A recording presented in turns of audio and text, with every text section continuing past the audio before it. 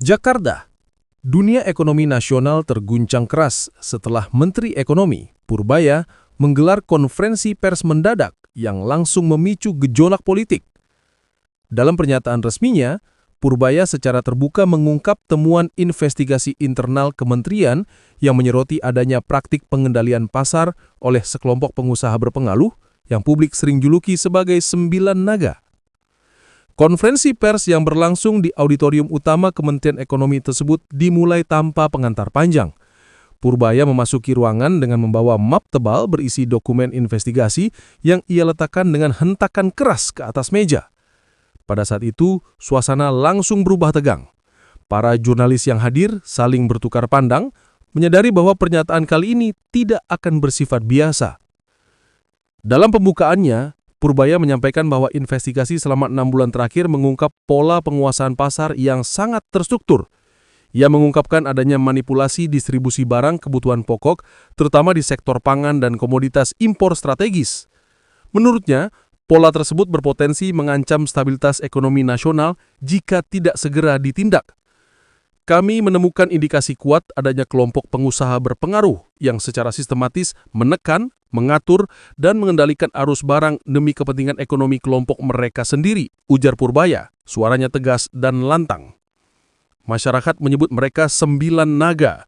Julukan itu bukan istilah resmi, tetapi pola kekuatan ekonomi yang mereka bentuk sangat nyata dalam data kami. Setelah mengungkap latar belakang investigasi, Purbaya memaparkan sejumlah temuan penting.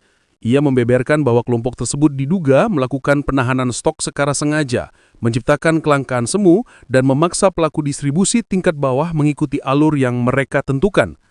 Dalam beberapa kasus, jaringan tersebut juga diduga mengatur waktu masuknya barang impor, sehingga pasokan dapat mereka kendalikan dari hulu hingga hilir. Ada titik di mana harga minyak goreng, gula, dan tepung naik bukan karena faktor global, tetapi karena permainan distribusi lokal yang mereka kendalikan. Ungkapnya, ini bukan sekedar spekulasi pasar, ini strategi terukur yang menekan jutaan rakyat.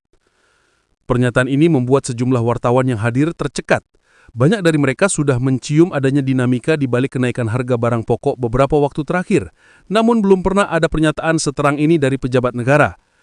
Purbaya menambahkan bahwa kelompok yang diberi julukan itu bekerja melalui jaringan perusahaan yang saling terhubung, memanfaatkan celah regulasi, serta memakai pengaruh ekonomi untuk menekan pesaing.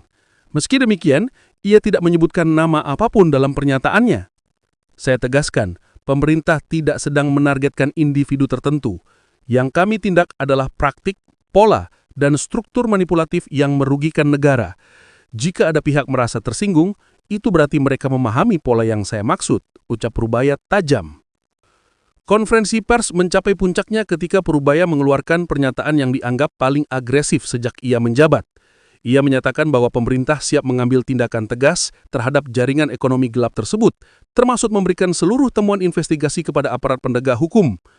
Negara ini tidak boleh dikuasai oleh kekuatan ekonomi tersembunyi. Tidak ada satupun kelompok yang lebih tinggi daripada kepentingan publik.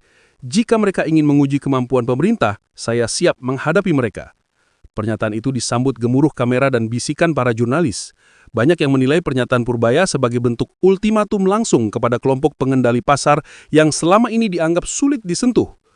Reaksi publik pun langsung bermunculan. Pelaku UMKM menyambut langkah Purbaya dengan antusias, menyebutnya sebagai terobosan yang sudah lama ditunggu. Mereka menilai bahwa dominasi kelompok bisnis besar fiktif tersebut selama ini membuat harga bahan baku sulit diprediksi. Beberapa analis ekonomi, walau mendukung upaya transparansi, memperingatkan bahwa konfrontasi ini dapat mengguncang stabilitas pasar dalam jangka pendek. Di sisi lain, sejumlah asosiasi pengusaha meminta agar pemerintah tetap objektif dan tidak mengambil langkah berdasarkan tekanan politik atau opini publik. Mereka menekankan pentingnya proses hukum yang transparan dan mengutamakan data. Menutup konferensi persnya, Purbaya memberikan pernyataan yang langsung menjadi kutipan utama di berbagai media nasional. Selama bertahun-tahun, ada tirai kekuatan ekonomi yang bekerja di balik layar. Mulai hari ini, tirai itu resmi saya buka. Kepentingan rakyat tidak boleh dikalahkan oleh permainan siapapun. Ini bukan ancaman, ini komitmen negara.